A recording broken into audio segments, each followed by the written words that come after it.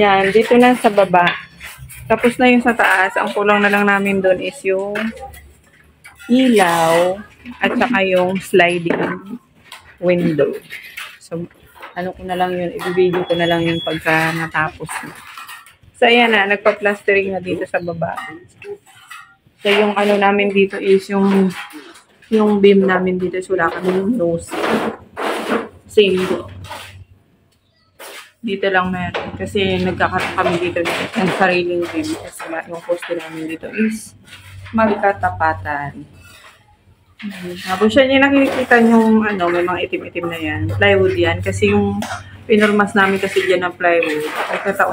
Nagkataon na yun. Parang kagaya nun. So, yung pinormas namin sa dating project na pinubutasan para sa mga pipe. So, napunta siya dito. Kaya nilagyan ng ano yung meron. Isilin mo yan lang, ha? Yung natirang ano ng plywood. Yan, yung pinangtapal natin sa butas. Yan. Tapos, eto, kung mapansin nyo, yan. Ano yun siya, may kuryente. Ano yan? Junction. Kasi may ilaw yan. So, ayan nga. Pag tinoktok mo yan, wala na yan. Kumbaga, ano lang kasi ito eh. Yung parang, nung nagbuhos, syempre yung tagas ng ano, kaya may simento siya. Pero kung ginano po yan, junction po yung nasa yan. Junction na flexible, kagaya po nito yan. Ito para to sa CR. Na ilaw. Pag nilipat ng CR. Kasi ito para dito. Tapos ito yung switch niyan.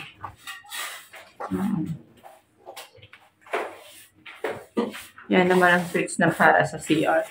Tapos, kasi dito yung magiging ano nang lipat ng kanilang CR. Tapos yan, yung tubig na yan. Kasi ano yung magatutuloy yan. Tuloy ay ano naman pa yung sa taas. Takot ng kwarto muna nila. So, yung tubig na yan, hindi muna namin siya itatap dito sa mismong ano, hindi muna namin siya pagaganahin. Kasi nga, ginagawa pa yung second floor as kwarto. Yung baga sa kanan yan itatap kapag nailipat na yung CR dito at saka gawin na talaga yung CR doon. Then, ngayon para sa lavatory, ito para sa exhaust dito kasi kulog na siya. Ito kasi may ventilation pa, so ang mangyari dito wala nang ventilation. Kaya mayroong exhaust, tapos ito sa indoor rotation. Yung pipe na yun para sa tubig ulan, yung downspout din, yung para sa floor drain.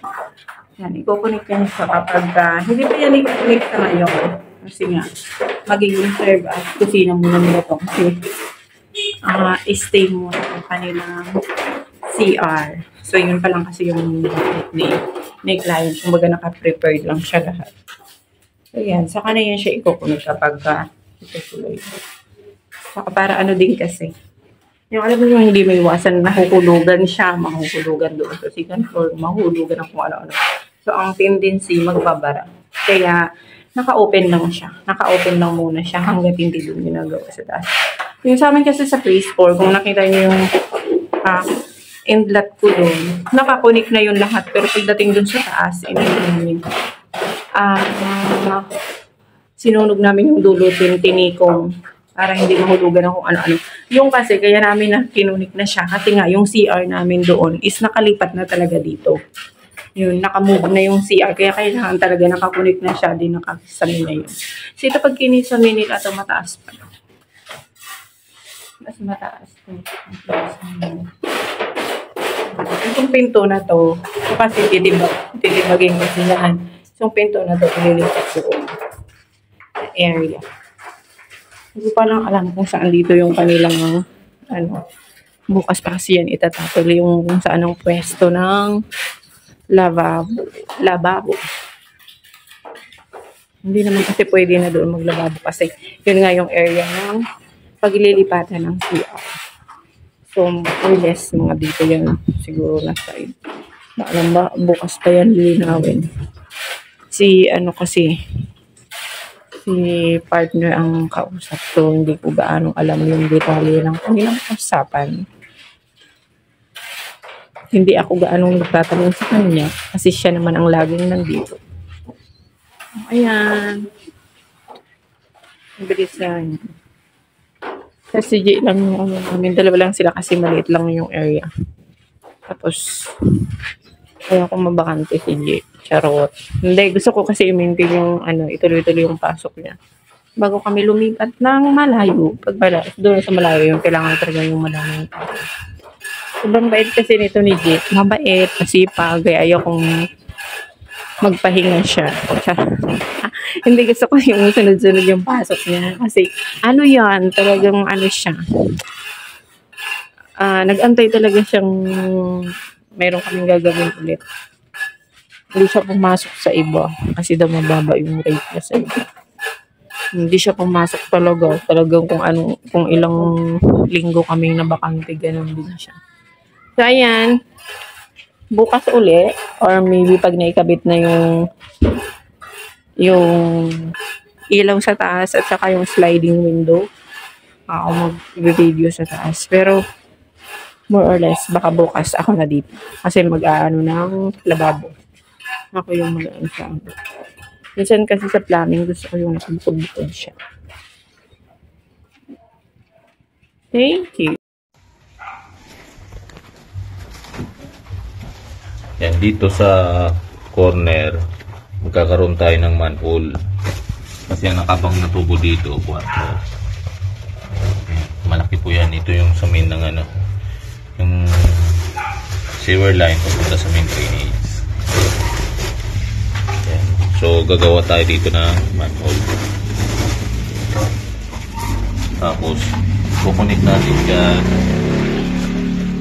Yan, ito yung dalawang tubo na to. Ito isa sa downspout at saka isa galing sa kitchen mismo sa laboratory. Ito magiging layout nya. Yan. So, pagdating dito, kasi 3 na tubo to, nagkaroon tayong reducer, tapos elbow na to yan. Tapos ito water line din, supply para sa kitchen sink. Tapos yung solo-solong tubo na 3, yan, papunta po yan dito. Meron ditong floor drain dahil sa future meron dito siyang lipat yung CR. For the meantime yan, meron dito source ng water line. Tapos ito na po yung downspout natin papunta sa second floor. Second floor drain yan kasi meron ding CR sa taas ng future. Tapos future plan niya kasi yan. Tapos ito source ng water line. Ano natin dito sa yung dating sa likod. Okay, sa likod. Yan.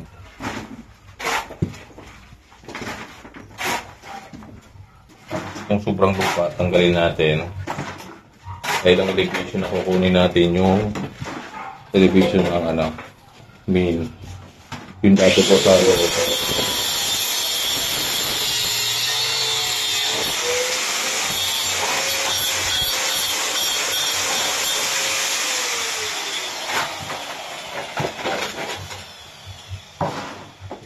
So, babawasan natin ang lupa na excess.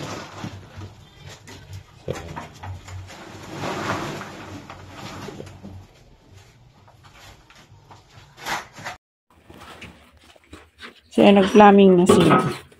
Ito yung plumbing nila. Ayan yung dating lababo.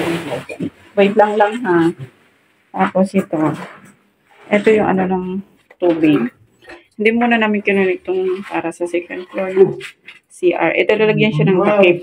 Para pagka ginawa na tulipat yung CR, tatanggalin na lang yung takip. Then, since sila pababa, kukuha ito ng connection. Ito kasi para na sa magiging shower sa grate nila. So ito, tataka ko mataas, hindi na lang kinuha sa baba. Wala po talaga yung connection sa baba kasi yung ano po nito, yung plumbing, yung ano po ng water line na to is doon sa loob.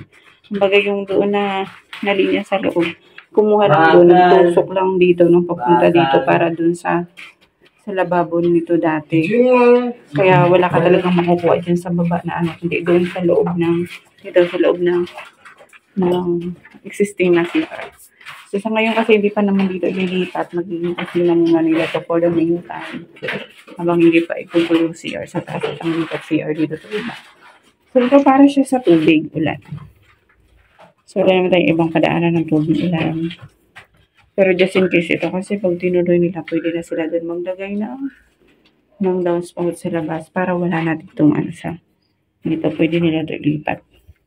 Tapos ito, para sa CR na nag-repo. Tapos ito may ano siya, nilabang na ng para sa floor drain. So tatakpan na lang yan para hindi mahulugan ng ano.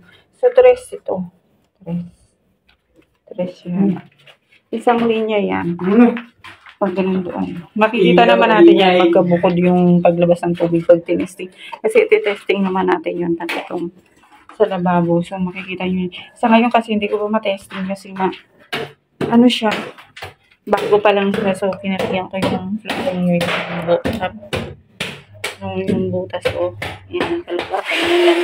Ano yan? Balik 4. Tapos yan. Kita na naman. Tapos magkaiba yan para sa, ayan o, butas na yan. Magkaiba yung para sa lababo at saka sa tubig ulan. So ito, makita nyo, ito para sa lababo na grip. Ito, bakit nyo mali ito?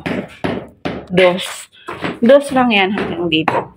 Pagdating dito, nag-reducer ng 3. Kasi 3 na yung sumasalo sa kanya paligo papunta doon. Lang ha. Kasi nag-ano na sila. Ayan o. So yan. Yan, ito yung reducer. Dito lang, hanggang dito lang yung 2. Pagdating dito, 3 na po yan.